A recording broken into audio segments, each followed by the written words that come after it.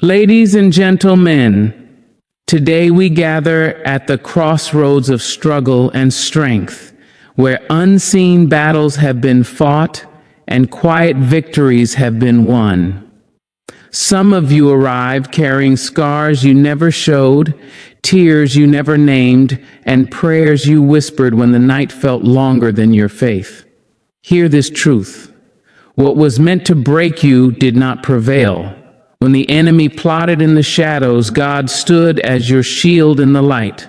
This message is not about fear. It is about faith that outlives the storm, protection that speaks louder than opposition, and a divine hand that never left your side. Today, we remember not just what tried to destroy us, but who decided we would still be standing. The unseen battle is real, and it has always been real, even when you did not have the language to name it or the strength to confront it.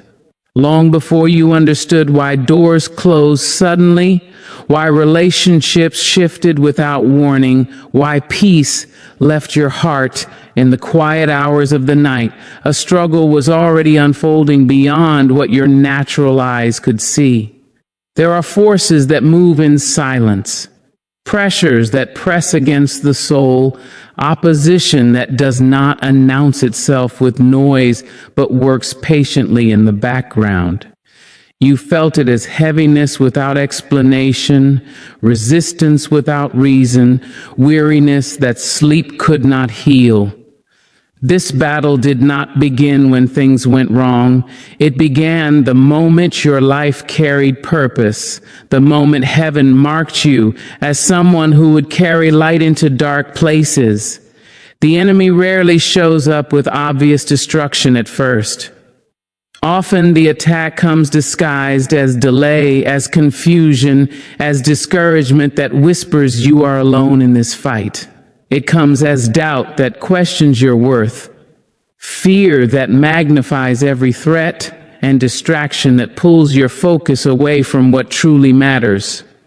The unseen battle targets the mind before it touches circumstances, because if the enemy can convince you that you are unprotected, you will surrender ground that was never meant to be lost. Yet even while these attacks move quietly, God's protection moved powerfully, equally unseen, equally constant, equally intentional. Protection does not always look like escape. Sometimes God protects by restraining what could have destroyed you, by limiting the reach of harm, by cutting off plans you never knew were forming against you. You may have thought you survived by luck, timing, or coincidence, but survival itself is a spiritual statement. It declares that something stronger intervened when something darker advanced. There were moments when the enemy aimed to overwhelm you completely, to drain your faith until surrender felt reasonable. But God placed a boundary around your life and said no further. The unseen battle reached a limit, and that limit was defined by divine authority. God's protection often works quietly so that faith can grow. If every rescue were dramatic, faith would rest on spectacle rather than trust. Instead, protection shows up as endurance when quitting seemed easier, as clarity when confusion tried to settle in permanently, as strength that arrived precisely when yours ran out. You may not have seen angels standing guard, but you felt their effect when despair did not finish the job it started. You may not have heard God speak audibly, but you sensed His presence when hope refused to die inside you. This is the evidence of unseen protection operating within an unseen battle. The enemy studies patterns, but God authors purpose. Every time the enemy tried to predict your breaking point, God already knew your breakthrough point.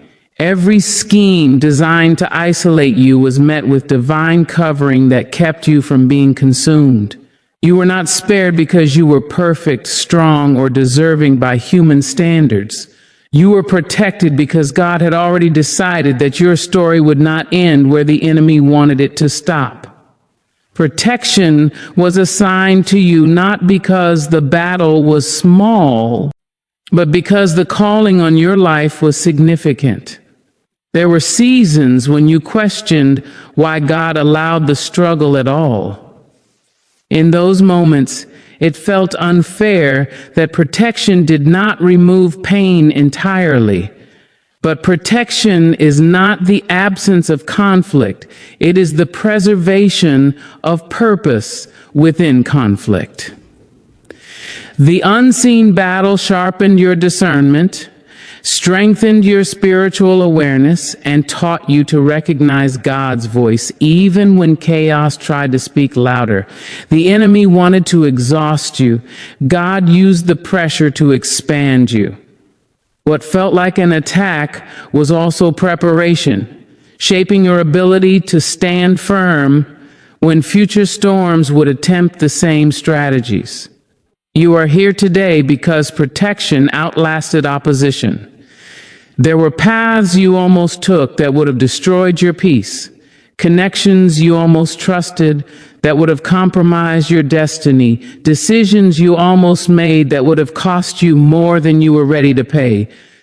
God's protection sometimes came as a closed door you did not understand, a delay you resented, or a loss that hurt deeply at the time. Yet those interruptions were divine interventions, steering you away from traps set long before you arrived near them. The unseen battle was intense, but the unseen protection was intentional. Even now, protection continues, not because the enemy has stopped trying, but because God has not stopped covering. The battle shifts forms, strategies change, but divine protection remains consistent. It guards your heart when bitterness tries to take root, your mind when anxiety attempts to dominate, your spirit when weariness whispers that rest will never come. God's protection does not sleep, does not grow tired, does not forget the promises attached to your life. While the enemy counts on your exhaustion, God renews your strength quietly, patiently, faithfully. Understanding that the battle is unseen changes how you respond to challenges. You stop fighting people and start discerning forces. You stop blaming yourself for every hardship and begin recognizing spiritual resistance. You stop assuming abandonment and start acknowledging protection that operates beyond your awareness. This awareness does not make you paranoid, it makes you grounded. It reminds you that you are not weak for struggling, and you are not alone for feeling the weight of resistance. You are engaged in a battle that requires divine assistance, and that assistance has never been withdrawn.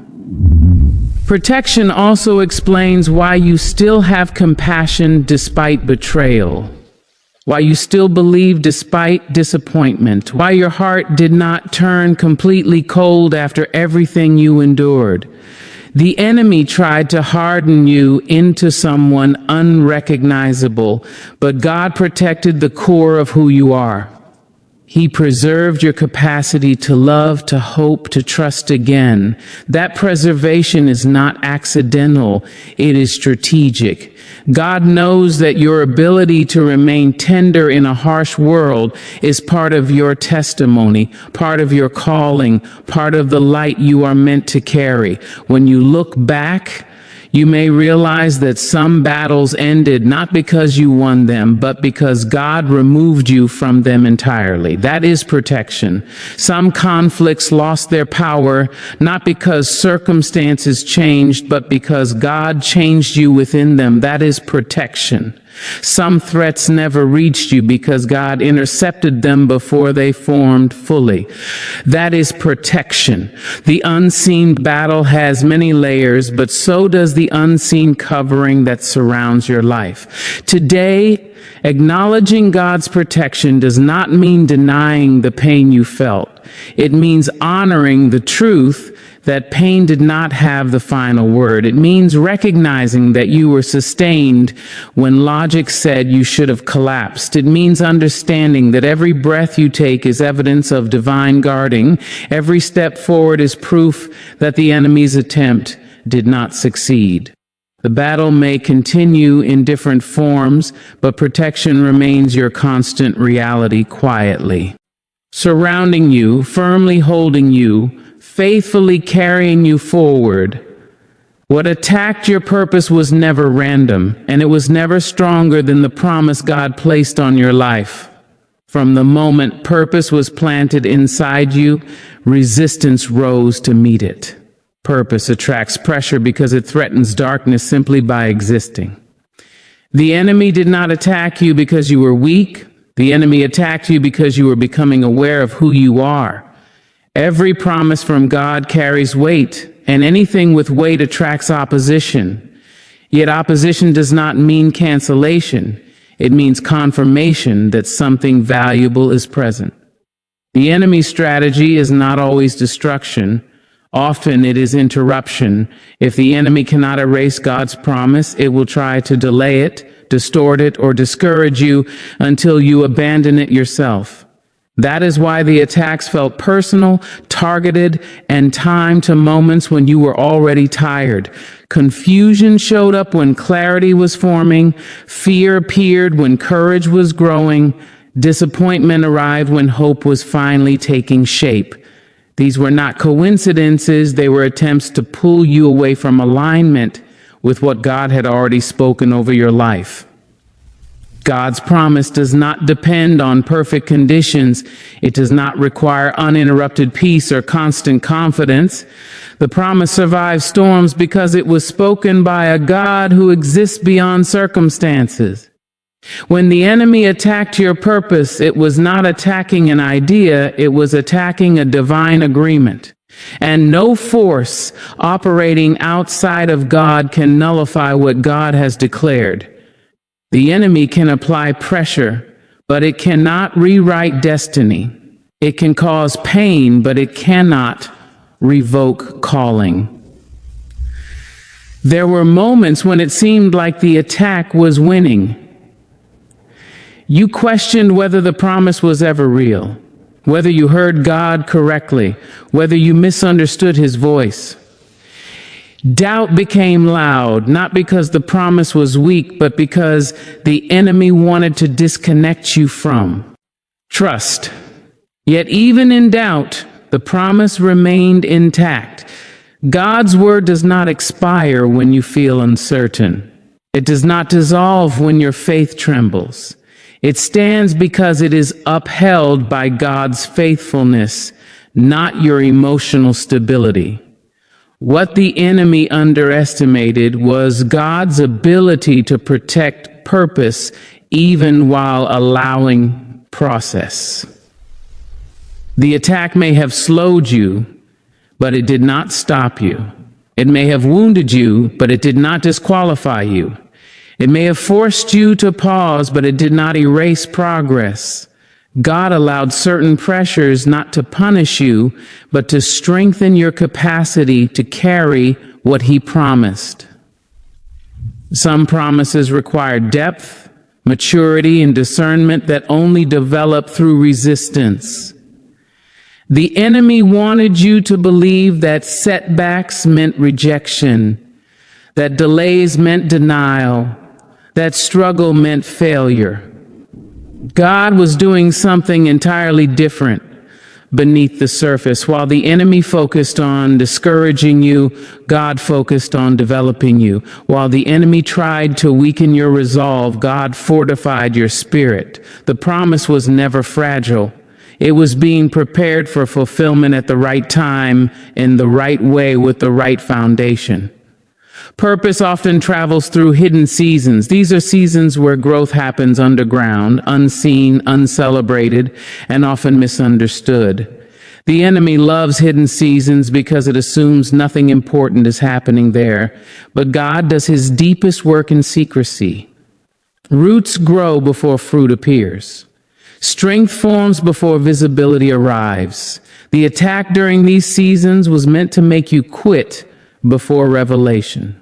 God's protection ensured that even when you felt unseen, you were still progressing. There were people, situations, and opportunities that seemed aligned with your purpose, but were actually distractions designed to derail it. The enemy does not always oppose openly. Sometimes it imitates. It offers substitutes that look promising but pull you off course slowly. God's protection showed up by removing those distractions, even when their removal felt painful or confusing. Losing what you thought was part of the promise was sometimes God preserving the promise itself. You were not abandoned when things fell apart. You were not forgotten when prayers seemed unanswered. You were not misled when the path became difficult. God was guarding the integrity of the promise. Some things had to fall away because they could not go where God was taking you. Some relationships had to end because they could not sustain the weight of your calling. Some doors had to close because what waited behind them would have compromised what God intended to release later. The enemy measures success by immediate results. God measures success by eternal impact. That is why the enemy pushed urgency, pressure, and impatience. It wanted you to force outcomes before you were ready, to grasp prematurely what required preparation.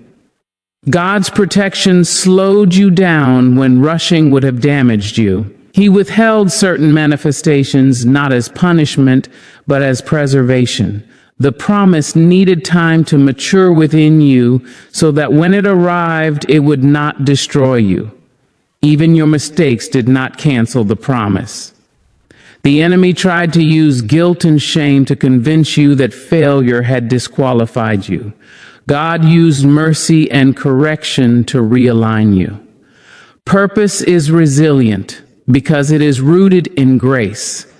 God knew every wrong turn before he ever spoke the promise. He accounted for your humanity before assigning your destiny. The enemy cannot surprise God with your flaws. The promise was never based on perfection. It was based on God's intention. What attacked your purpose revealed how significant that purpose is. Ordinary lives do not attract extraordinary resistance. If the enemy invested effort into opposing you, it is because your obedience threatens something beyond your own life. Your purpose is connected to people you have not met yet, lives you will influence, words you will speak at the right moment. God protected the promise not only for you, but for everyone who will be impacted by your obedience. There were times when you felt like giving up would bring relief. The weight felt too heavy, the path too uncertain. But even in exhaustion, something within you refused to let go completely. That persistence was not stubbornness, it was the promise sustaining you from within. God's word has a way of holding you even when you are too tired to hold on to it. The enemy could exhaust your body, but it could not erase the divine imprint on your spirit. The promise may not look the way you imagined it would. The path may have altered, timelines may have shifted, expectations may have been reshaped, but the essence of what God spoke remains unchanged. The enemy attacked the form, but God preserved the substance. What truly matters cannot be stolen. What is truly yours by divine assignment cannot be given to another. God is faithful to complete what he begins, regardless of how long it takes or how complex the journey becomes. Every attack that failed added weight to your testimony. Every attempt to cancel you became evidence of protection. Every moment you thought it was over but found yourself still standing reinforced the truth that God's promise is not fragile. It is defended by heaven. It is sustained by grace. It is guarded by divine authority. What attacked your purpose did not win because it never had the final word. God's promise remains alive, active, and advancing even now, even here, even after everything you have endured. Survival is not an accident, and it is not a coincidence that you are still here, breathing, believing, and becoming. When life tried to erase you, when pressure mounted beyond what seemed bearable, when circumstances aligned in ways that should have ended your journey, something intervened. That intervention was not luck, timing, or human strength. It was divine involvement operating beyond your awareness. Survival itself is a message, a living declaration that God stepped in when destruction was imminent and said your story would not end there. There were moments when you were closer to giving up than anyone ever knew. You smiled in public while privately unraveling, held conversations while silently fighting despair, showed strength while feeling fragile inside. The enemy targeted those moments of vulnerability, hoping to push you past the point of recovery. Yet even at your lowest, when faith felt distant and hope felt thin, you survived. Not because you had all the answers, but because God was present, even when you were not fully conscious of His presence. Divine intervention does not always arrive with dramatic rescue. Often it comes as restraint, limitation, and prevention. God intervenes by stopping what could have gone further, by softening what could have hardened permanently, by interrupting cycles before they destroy completely. You survived because certain things did not happen, certain doors did not open, certain paths were blocked. You may have felt disappointed at the time, unaware that those disappointments were actually shields protecting you from deeper harm. There were dangers you never saw, conversations that took place without your knowledge, decisions made by others that could have altered your future. Yet somehow, outcomes shifted, plans failed, intentions dissolved. That was not random. That was God moving behind the scenes, redirecting events to preserve your life and your purpose. The enemy works in secrecy, but so does God. The difference is that God's secrecy brings protection, not destruction. Survival also shows up in the fact that you did not become what the pain tried to make you. Bitterness tried to settle in, but it did not take full control. Hatred tried to grow, but it did not fully consume you. Despair tried to define you, but it did not become your identity. That restraint is evidence of divine intervention shaping your inner life. God guarded your heart when circumstances tried to harden it beyond repair. There were seasons when survival felt like the only victory available. You were not thriving, not advancing, not celebrating. You were simply enduring. Yet endurance is not weakness, it is grace in motion. God does not always call you to conquer immediately. Sometimes He calls you to remain. To stay alive in the midst of overwhelming pressure requires strength that does not originate from human effort. Survival is holy ground when it is sustained by God's presence. You survived things that should have destroyed your confidence, your trust, your faith in people and in God. Betrayal did not erase your ability to believe again. Loss did not permanently silence your voice.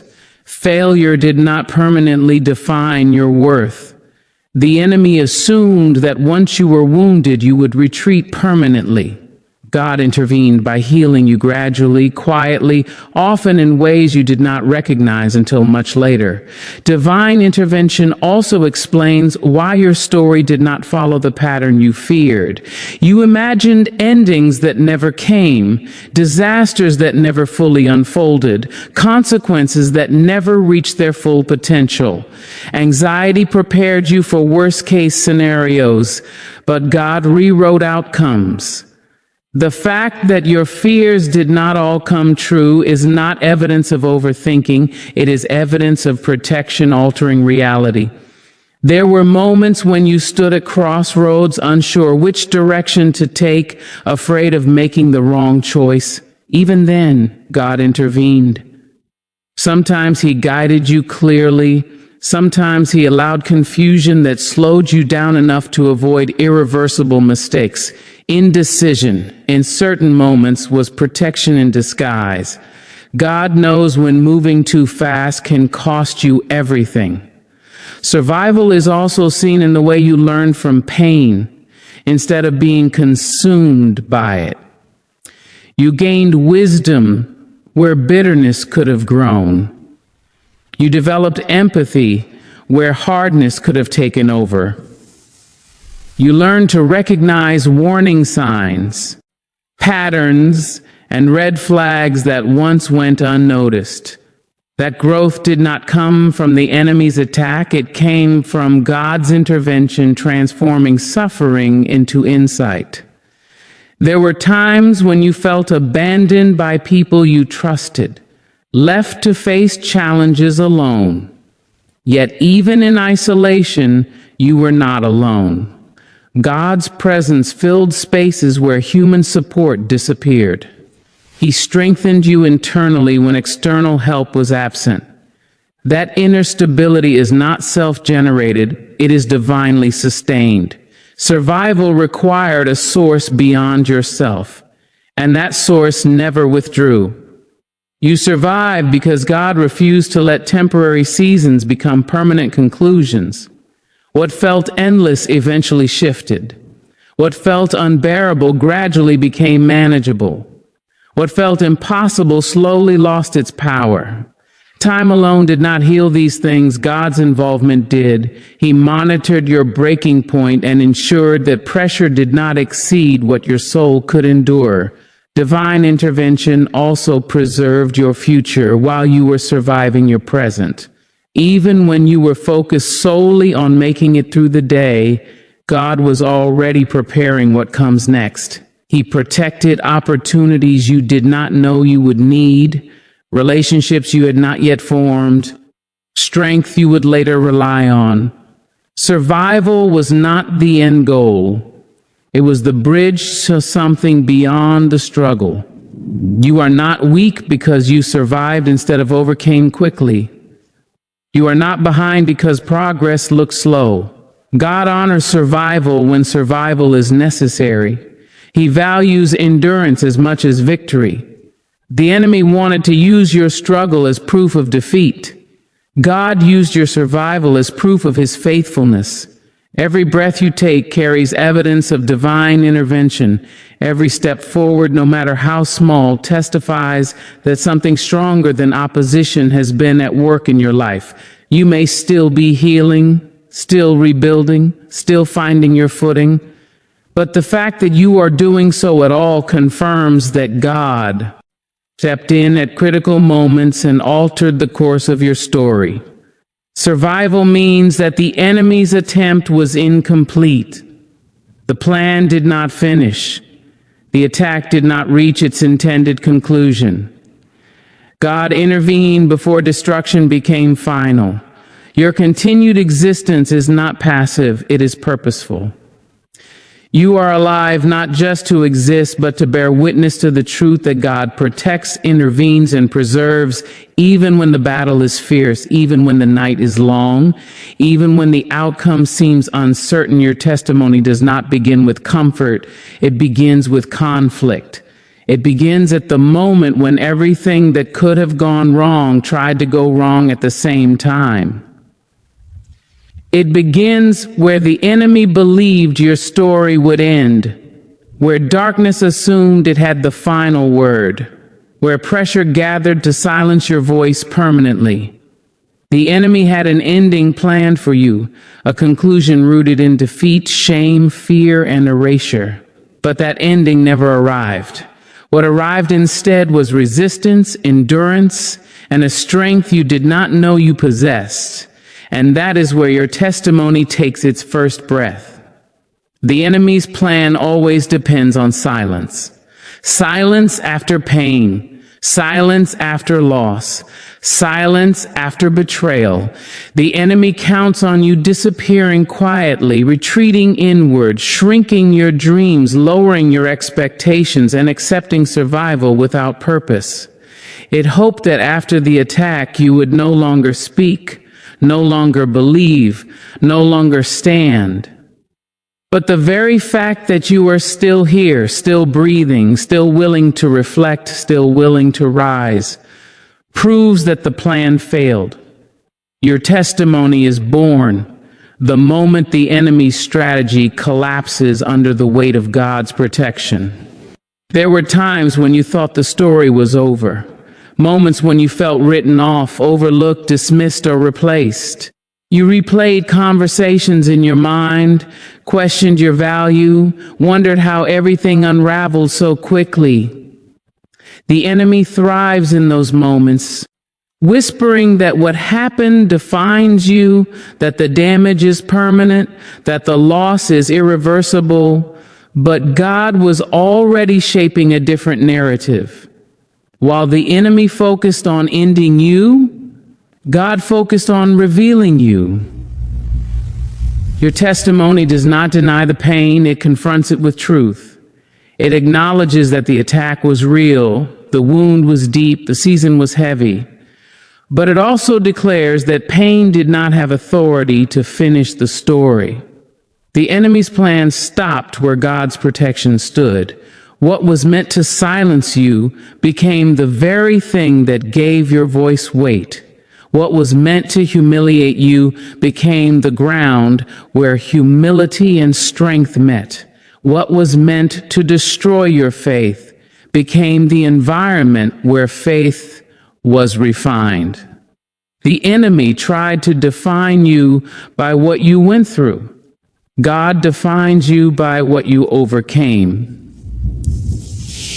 Even now, there are parts of your story you do not fully understand. There are unanswered questions, unresolved emotions, lingering memories. But understanding is not required for testimony. Survival is, presence is.